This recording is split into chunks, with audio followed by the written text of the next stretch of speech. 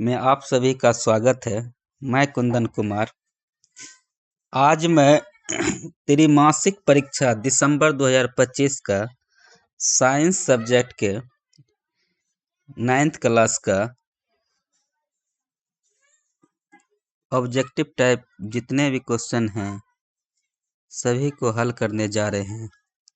तो question number 1 से हल करेंगे, जिसमें से 70 क्वेश्चन दिया गया है। 70 में से मात्र 40 क्वेश्चनों का आंसर देना है प्रत्येक स्टूडेंट को, लेकिन हम यहाँ पे कोशिश करेंगे कि 70 क्वेश्चन का जो है आंसर दिया जाए, और 70 क्वेश्चन का आंसर यहाँ पे हम देने जा रहे हैं। तो आप लोग से अनुरोध है कि जितने भी स्टूडेंट और व्यूअर हैं वो सभी इस वीडियो को ज़्यादा से ज़्यादा देखें और ज़्यादा से ज़्यादा शेयर करें। चलते हैं क्वेश्चन नंबर 1 की तरफ। क्वेश्चन नंबर 1 कहता है कि कार्य का एसआई मात्रक है। तो कार्य का एसआई मात्रक जूल होता है, अतः आंसर सी हो जाएगा। कार्य का एसआई मात्रक जूल होता है। क्वेश्चन नंबर 2, निम्नलिखित में से कौन सदिश राशि है? तो सदिश राशि जिसमें वो लगता है वो सदिश राशि होता है, अतः त्वरण एक सदिश राशि है। तो ट्रिक है कि जिसमें वो लगा रहता है सदिश राशि कहलाता है। सदिश राशि का उदाहरण होता है दाब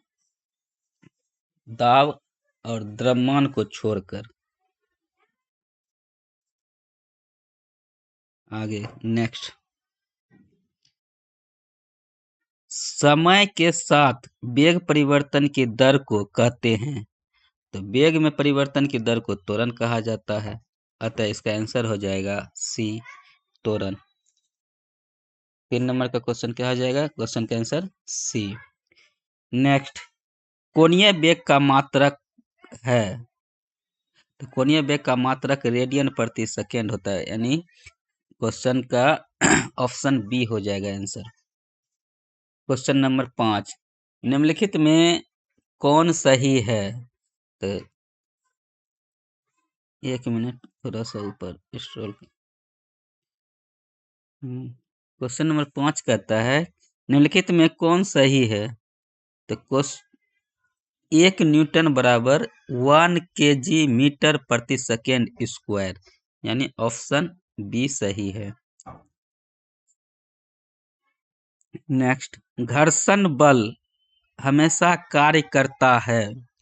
तो घर्षण बल जो कार्य करता है गति के विपरीत दिशा में, यानी आंसर सी हो जाएगा, गति के विपरीत दिशा में। नेक्स्ट, न्यूटन एसआई मात्रक है बल का। न्यूटन जो एसआई मात्रक है किसका है? तो बल का। न्यूटन बल का एसआई मात्रक न्यूटन होता है। यहाँ पे घुमा के क्वेश्चन दिया हुआ है। क्वेश्चन नंबर 8, किसी m द्रव्यमान की वस्तु जिसका वेग v है का संवेग होगा। तो हम जानते हैं कि संवेग बराबर द्रव्यमान गुना वेग होता है, अतः यहाँ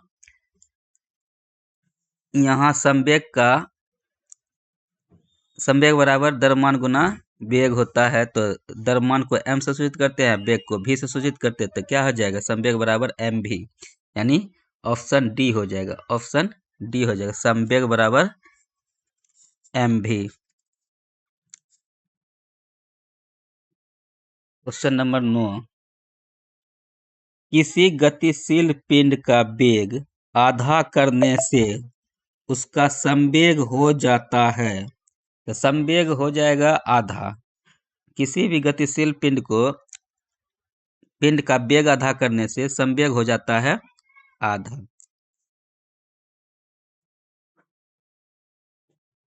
क्वेश्चन नंबर नेक्स्ट। निर्वात में स्वतंत्रता पूर्वक गति करते हुए सभी पिंडों का सभी पिंडों का त्वरण जो होता है समान होगा। त्वरण क्या होगा? सभी पिंडों का त्वरण समान होगा, यानी ऑप्शन बी हो जाएगा आंसर। सभी पिंडों का त्वरण समान होगा। Question number 11। किसी वस्तु के द्रव्यमान मापने के लिए प्रयुक्त युक्ति है। तो द्रव्यमान मापने के लिए प्रयुक्त युक्ति है दंड तुला। दंड तुला। Next question. द्रव्यमान का एसआई मात्रक है। द्रव्यमान का एसआई मात्रक किलोग्राम होता है। तो ये हो जाएगा आंसर। Next question.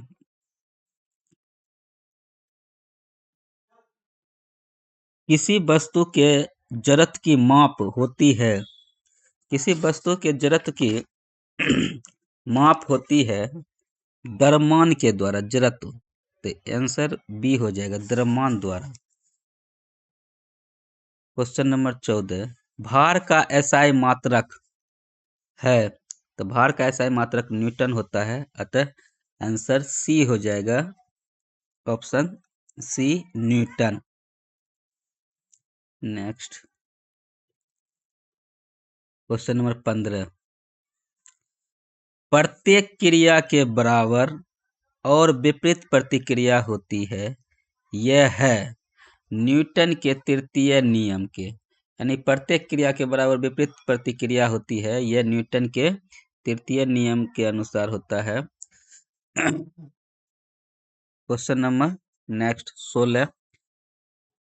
दाब का एसआई मात्रक होता है। तो दाब बराबर होता है बल बटे क्षेत्रफल, अतः इसका क्या हो जाएगा? एसआई मात्रक हो जाएगा न्यूटन प्रति metre square.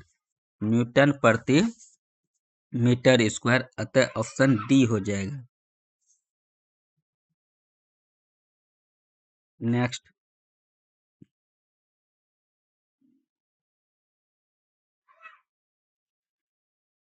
Question number hello hello हाँ की होले रे? न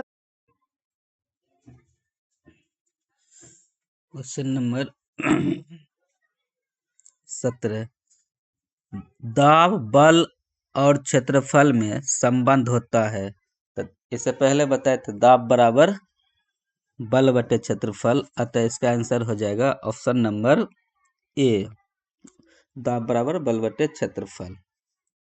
तीनों में संबंध है। पृथ्वी के केंद्र पर गुरुत्वीय त्वरण का मान होता है। तो केंद्र पर गुरुत्वीय त्वरण का मान होता है, तो शून्य होता है, तो ऑप्शन सी हो जाएगा। पृथ्वी के केंद्र पर गुरुत्वीय त्वरण का मान होता है शून्य। नेक्स्ट। चंद्रमा पर किसी वस्तु का भार पृथ्वी पर उसके भार का लगभग कितना गुना होता है? 1/6 गुना। 1/6 गुना, अतः आंसर हो जाएगा डी, 1/6। नेक्स्ट।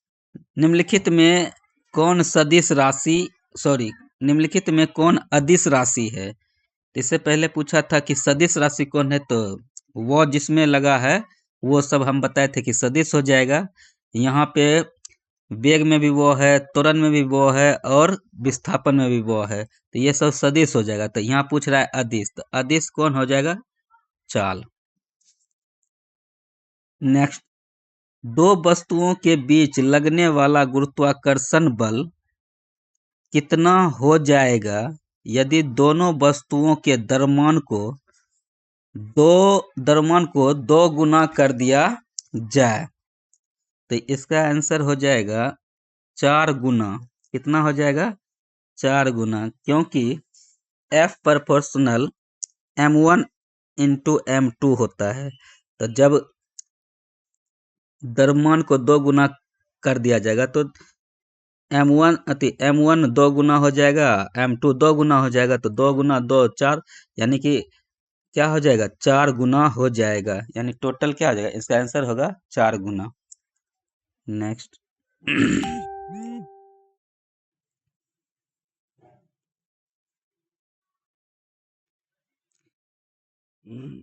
थोड़ा सा टेक्निकल प्रॉब्लम हो गया, थोड़ा सा इसको सही करके पढ़ लेना है, मोबाइल को रोटेट करके। गुरुत्वाकर्षण नियतांक का मान होता है, तो गुरुत्वाकर्षण नियतांक का मान होता है 6.67 गुना 10⁻⁻11 न्यूटन मीटर स्क्वायर प्रति केजी स्क्वायर, यानी ऑप्शन हो जाएगा सी। ऑप्शन हो जाएगा यहाँ पे सी हो जाएगा ऑप्शन। Next question number 22। पृथ्वी की सतह से ऊपर जाने पर गुरुत्वीय त्वरण जी का मान क्या होता है? जी का मान घटता है, ऊपर जाने पे जी का मान घटता है, तो ऑप्शन बी हो जाएगा आंसर। Next 1 minute, sorry.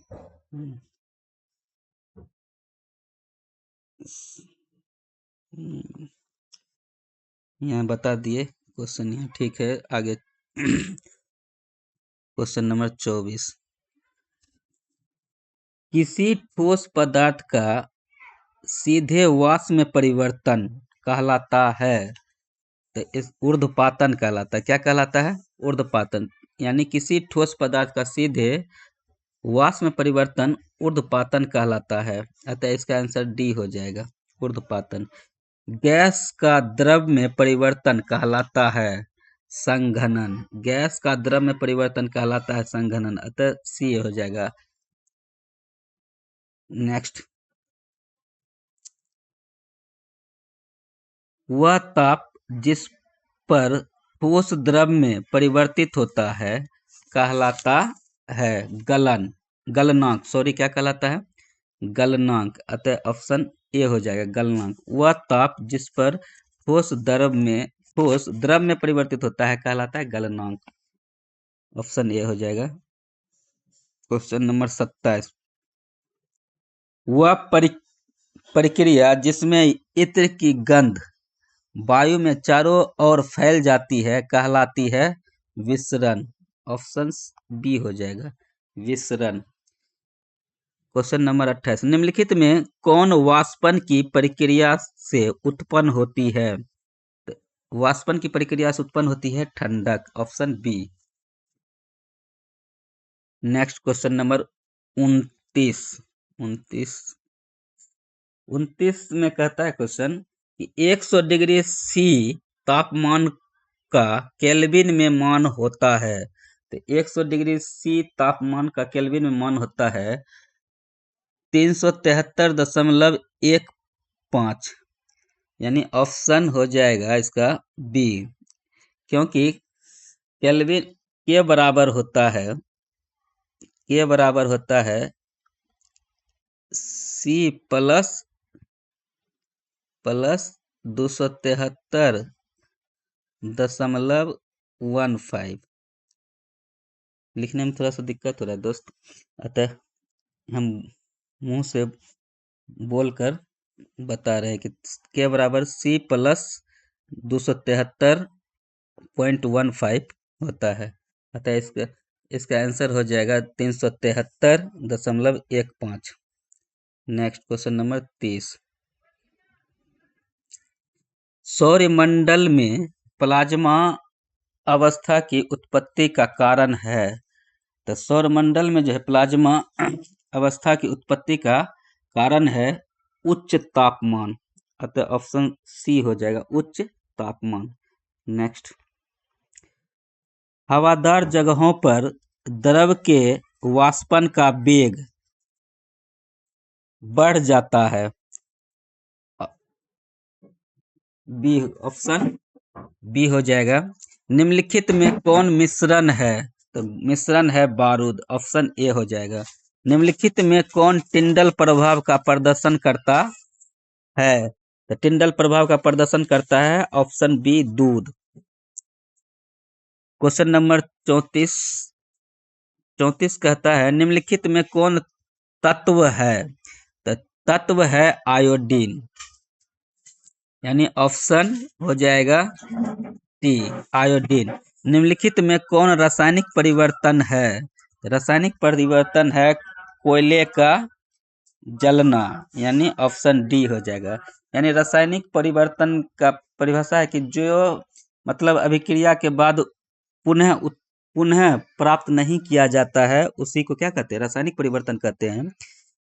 अतः कोयले के जलने के बाद पुनः कोयला प्राप्त नहीं किया जा सकता है, अतः यह रासायनिक परिवर्तन का उदाहरण है। नेक्स्ट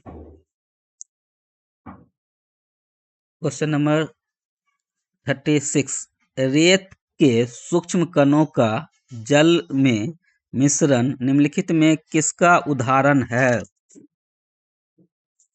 तो इसका आंसर हो जाएगा ऑप्शन नंबर सी निलंबन। 37 नंबर क्वेश्चन, निम्नलिखित में कौन यौगिक है? तो यौगिक है संगमरमर, ऑप्शन डी। नेक्स्ट, किसी पदार्थ का अधिकृत स्थान कहलाता है आयतन। क्या कहलाता है? आयतन, ऑप्शन डी हो जाएगा आयतन। नेक्स्ट 39, निम्नलिखित में कौन ऊर्ध्वपातित हो सकता है? तो ऊर्ध्वपातित हो सकता है अमोनियम क्लोराइड, यानी ऑप्शन बी अमोनियम क्लोराइड ऊर्ध्वपातित हो सकता है। क्वेश्चन नंबर 40, किसी पदार्थ के इकाई आयतन का द्रव्यमान कहलाता है? ऑप्शन ए घनत्व। क्वेश्चन नंबर नेक्स्ट 41, शुष्क बर्फ है तो शुष्क बर्फ है ठोस कार्बन डाइऑक्साइड, अतः ऑप्शन नंबर बी हो जाएगा ठोस कार्बन डाइऑक्साइड। नेक्स्ट क्वेश्चन 42, निम्नलिखित में पायस क्या है? तो पायस है दो अमिश्रणशील द्रवों का मिश्रण। पायस है दो अमिश्रणशील द्रवों का मिश्रण, ऑप्शन डी हो जाएगा आंसर। नेक्स्ट, साधारण नमक के जलीय विलयन में से नमक प्राप्त करने की विधि है? तो इसका आंसर हो जाएगा 43 का वाष्पन, ऑप्शन सी। क्वेश्चन नंबर 44, नमक और नौशादर के मिश्रण से नौशादर को अलग करते हैं तो ऊर्ध्वपातन के द्वारा, ऑप्शन बी हो जाएगा। क्वेश्चन नंबर नेक्स्ट 45, निम्नलिखित में कौन दो तत्वों का मिश्रण है? तो इसका जो मिश्रण दो तत्वों का मिश्रण है तो hydrogen plus oxygen, option B. निम्नलिखित में कौन चीनी का रासायनिक सूत्र है? तो चीनी का रासायनिक सूत्र है, ये तो बहुत ही इजी क्वेश्चन है, लगभग सभी स्टूडेंट इसके बारे में जानते होंगे, फिर भी हम बताते जा रहे हैं। इसका ऑप्शन हो जाएगा C12H22O11, यानी ऑप्शन हो जाएगा सी चीनी का सूत्र। नेक्स्ट, कॉपर सल्फेट का रंग कैसा होता है? तो कॉपर सल्फेट का रंग जो होता है नीला होता है, अतः ऑप्शन सी हो जाएगा नीला। नेक्स्ट, सोडा वाटर किस तरह के मिश्रण का उदाहरण है? तो सोडा वाटर जो है द्रव एवं गैस का है, सोडा वाटर द्रव एवं गैस का है, अतः ऑप्शन बी हो जाएगा आंसर। नेक्स्ट, जंतु कोशिका के सबसे बाहरी सतह को कहते हैं। तो प्लाज्मा झिल्ली, इसका आंसर हो जाएगा प्लाज्मा झिल्ली, ऑप्शन बी। नेक्स्ट, जीन बने होते हैं। तो जीन जो बने होते हैं डीएनए के, अतः इसका आंसर हो जाएगा DNA, option A, DNA, DNA खंड से। कोशिका भित्ति है, कोशिका भित्ति है परागम्य, ऑप्शन बी, परागम्य। क्वेश्चन नंबर 52, प्याज की झिल्ली में देखने वाली कोशिकाएं किस प्रकार की होती है। तो प्याज की झिल्ली में देखने वाली कोशिकाएं जो होती है आयताकार होती है, अतः इसका आंसर हो जाएगा ऑप्शन नंबर सी, आयताकार। तिलचट्टे के शरीर का बाह्य कंकाल बना होता है। सॉरी, थोड़ा सा पीडीएफ ऊपर कर लेते हैं। क्वेश्चन नंबर 53, तिलचट्टे के शरीर का बाह्य कंकाल बना होता है। इसका आंसर होगा ऑप्शन सी, क्यूटिकल से, क्यूटिकल से। 54 नंबर क्वेश्चन, स्टार्च एक प्रकार का है। तो स्टार्च जो है एक प्रकार का कार्बोहाइड्रेट है, अतः इसका आंसर ऑप्शन सी हो जाएगा, कार्बोहाइड्रेट। नेक्स्ट, स्पायरोगायरा है, स्पायरोगायरा है हरित शैवाल, अतः इसका आंसर हो जाएगा डी, हरित शैवाल। क्वेश्चन नंबर 56, निम्नलिखित में किसमें जड़ और तना नहीं होता है। तो आंसर होगा ऑप्शन ए, मांस में। क्वेश्चन नंबर 57, विभज्योतकी उत्तक बना होता है। तो इसका आंसर होगा जीवित कोशिकाओं से, यानी ऑप्शन बी। नेक्स्ट,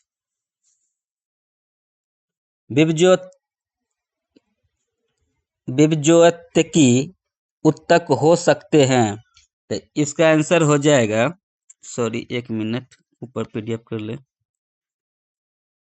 इनमें से सभी, इनका आंसर होगा इनमें से सभी। नेक्स्ट, एरेनकाइमा पाया जाता है, एरेनकामा पाया जाता है जलीय पौधों में, अतः इसका आंसर हो जाएगा डी। नेक्स्ट,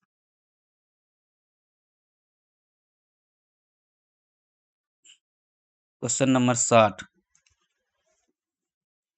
कार्डिन प्रोटीन पाई जाती है उपास्थि में, इसका आंसर हो जाएगा ऑप्शन बी, उपास्थि में। कार्डिन प्रोटीन पाई जाती है उपास्थि में। क्वेश्चन नंबर 61, द्विबीजपत्री पौधों का सामान्य उदाहरण है। तो द्विबीजपत्री पौधों का सामान्य उदाहरण है आम, ऑप्शन बी हो जाएगा आंसर। नेक्स्ट, साइकस और पाइनस मुख्य उदाहरण है जिम्नोस्पर्म का, ऑप्शन डी हो जाएगा। नेक्स्ट, क्वेश्चन नंबर 63, निम्नलिखित में कौन जीवाणुओं में नहीं पाया जाता है। तो जीवाणु में नहीं पाया जाता है, ऑप्शन सी हो जाएगा, केंद्रक झिल्ली।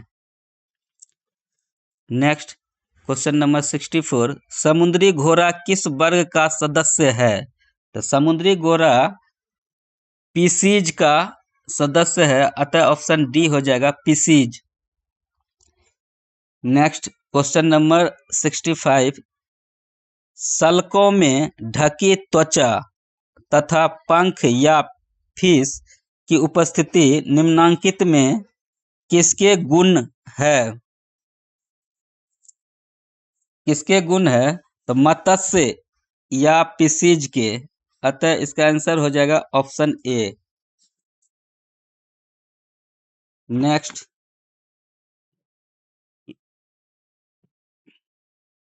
निम्नलिखित में किसमें मेरुदंड रज्जु नहीं पाया जाता है? तो इसका आंसर हो जाएगा हार्डमैनिया में, यानी ऑप्शन सी, हार्डमैनिया में। नेक्स्ट, समान उत्पत्ति तथा समान कार्यों को संपादित करने वाली कोशिकाओं के समूह को कहते हैं। तो इसका आंसर हो जाएगा उत्तक, ऑप्शन डी।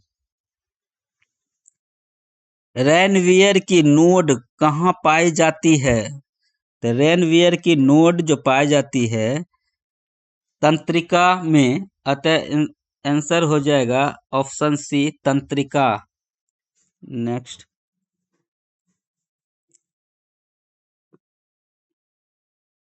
ऑस्टियोब्लास्ट कोशिकाएं पाई जाती है। तो इसका आंसर हो जाएगा ऑप्शन ए, अस्थियों में। नेक्स्ट और लास्ट क्वेश्चन है, क्लोरोफिल युक्त मृदुतक को कहा जाता है? तो क्लोरेनकाइमा, ऑप्शन डी हो जाएगा। इसका आंसर ऑप्शन डी हो जाएगा। इस प्रकार से 1 से 70 क्वेश्चनों का हमने हल किया और सभी स्टूडेंट एवं व्यूवर से अनुरोध है कि इस वीडियो को ज़्यादा से ज़्यादा देखें और ज़्यादा से ज़्यादा शेयर करें। धन्यवाद।